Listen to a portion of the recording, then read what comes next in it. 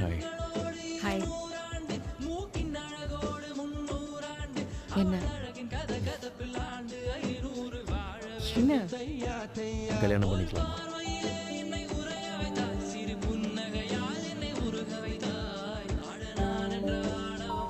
You serious?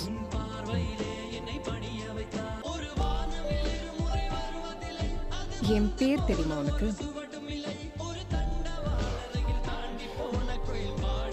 Actually தெரியாது. சுந்தரி. சுந்தரி.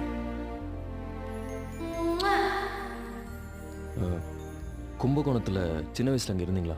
ஒரு 8-9 வயசு இருக்கும்போது. ஆ இல்லையே. அது ஒரு பெரிய கோயின்சிடன்ஸாக இருந்திருக்கும். ஏன்? Never mind.